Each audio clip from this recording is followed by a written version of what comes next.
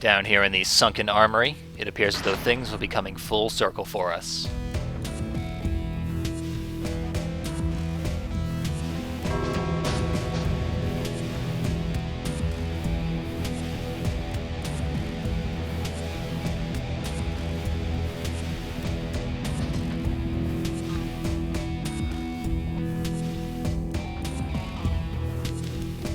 With the boss defeated, we can now exit to the right of this room. The first thing we'll be coming across is a helper bot, as with every level, which is important because upgrades in this game only cost money, and money persists through death, so anytime we get stuck in a room, killed a couple of times, we can always return to the safety of the shop to purchase some upgrades and be better equipped to face that room. I've upgraded the chainsaw arm, and I've purchased another skull worth of magic. Down here there's a present we can't reach quite yet. And up here is a hidden present that we can't reach. So the 3D bead is going to make the screen hideous. If you get headaches easily, look away.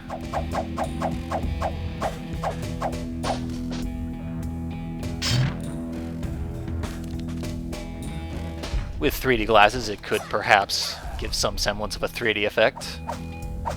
I can't test it, and it wouldn't be particularly useful to us. So that's off. We can move on.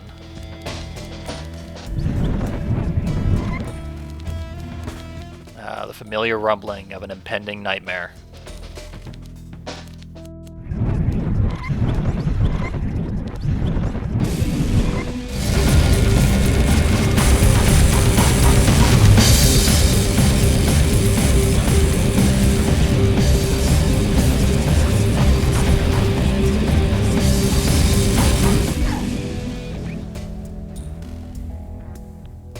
That chase sequence was slightly harder than the previous one. Should still be passable by even the most amateur button masher, though. Here we have a particularly intense combat room. It's not starting out too tough, but they're going to keep pouring enemies in for quite a while.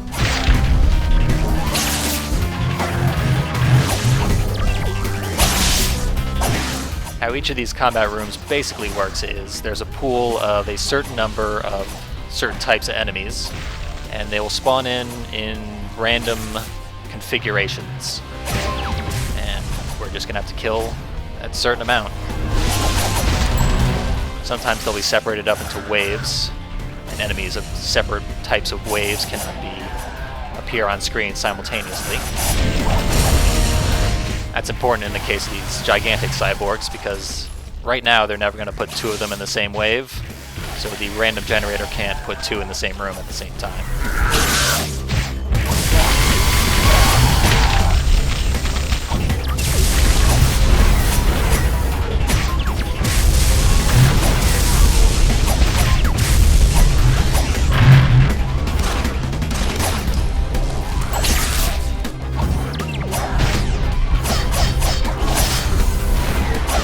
If you get unlucky with random spawns, you can just get swamped with computer monitor headed guys, and they'll just fill the air with a cloud of computer monitors.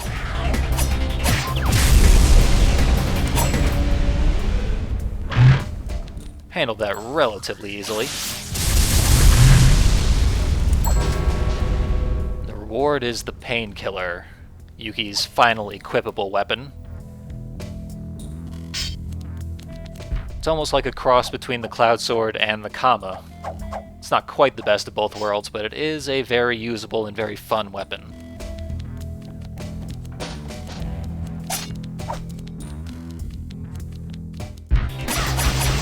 Let's give it a shot on these new enemies. These black cyborgs are very similar to the computer-headed ones, except that they have flamethrowers. Be a very effective long-range attack. Basically covers the entire width of the screen with flames. The painkiller's got some pretty awesome executions. With the first two flamethrower cyborgs out of the way, a timer starts.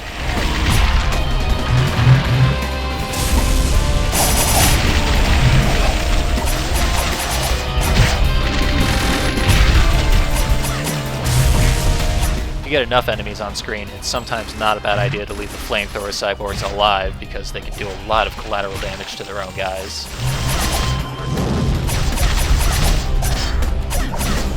But they can also disrupt you in the middle of your combat, so it's a give and take.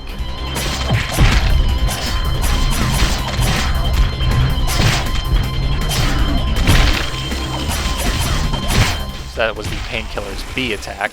It also doesn't have a grab like the Cloud Sword.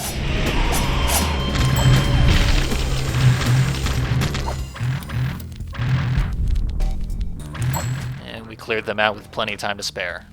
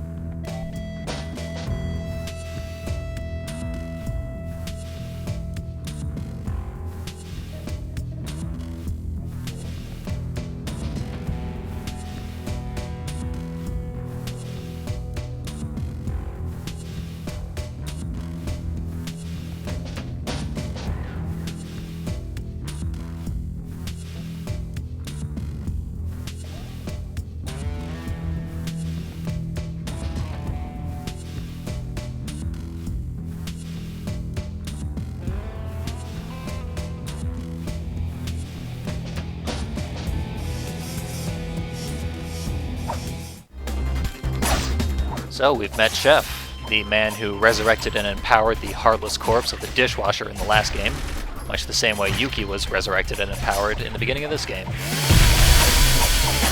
And this is a very fun fight, having Chef helping us out. It's relatively easy as a result, but still, I like to pull out a light weapon and go back to back with Chef.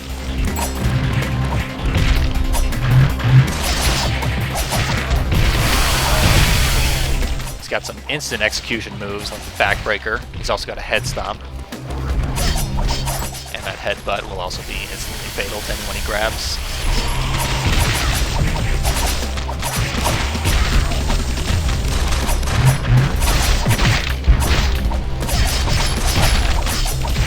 There's his head stomp. He also can throw 3 shurikens, much like the some of the ninjas can do. They actually learned it from him. That's a move he had in the first game. As soon as a giant cyborg drops down, it's our job to take care of him because Chef is much less effective at dealing with them than we are.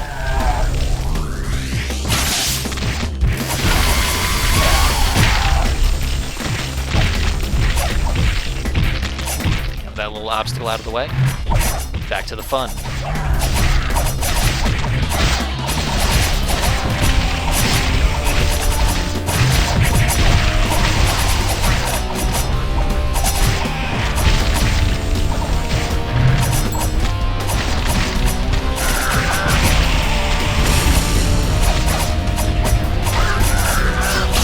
Got more chores to do.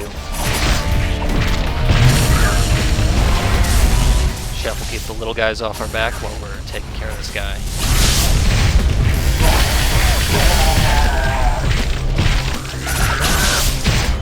We don't have to worry about Chef's health or anything.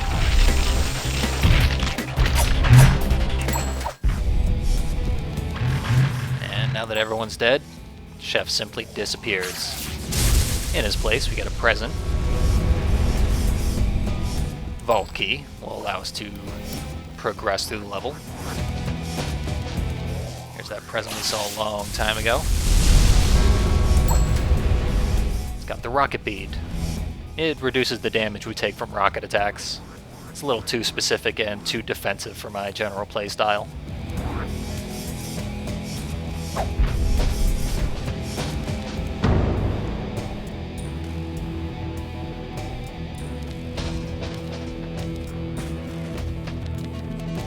We have a nice, well-rendered little pool with a cool raindrop on the camera effect. And a hidden secret, of course. The money bead increases the money we receive, but only from zombies, which makes it excellent for grinding, but not very useful any other time.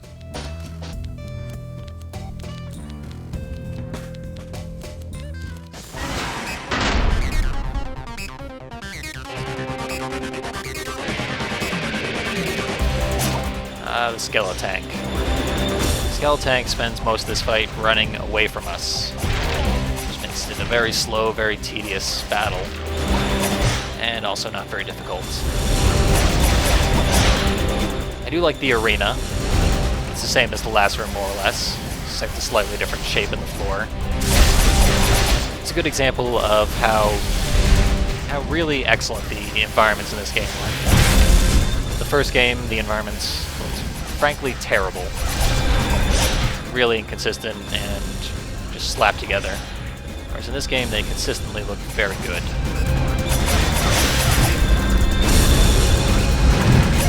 The Skeletank is particularly vulnerable to aerial combat, and the Painkiller is an excellent source of aerial attacks. So it's a good thing we got it here. I actually should have upgraded it when I visited the shop. But even the basic Painkiller will whittle the Skeletank down safely for quite a while.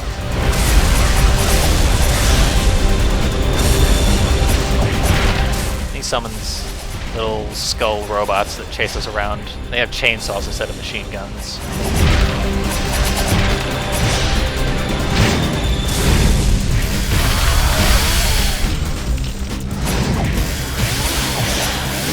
Right around this point, the Skeletank is not going to sit still for very long.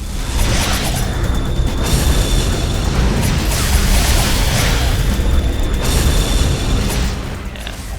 He'll basically switch from side to side almost constantly the lower his health gets. See there, he didn't even do an attack after he stopped.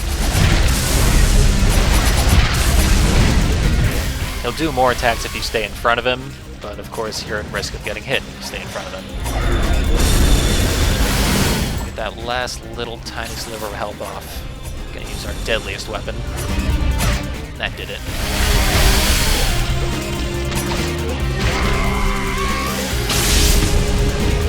He gets the exact same execution that Goreface got in the very first level.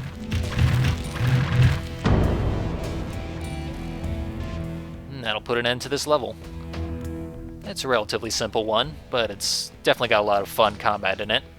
Next time, things will be getting very interesting.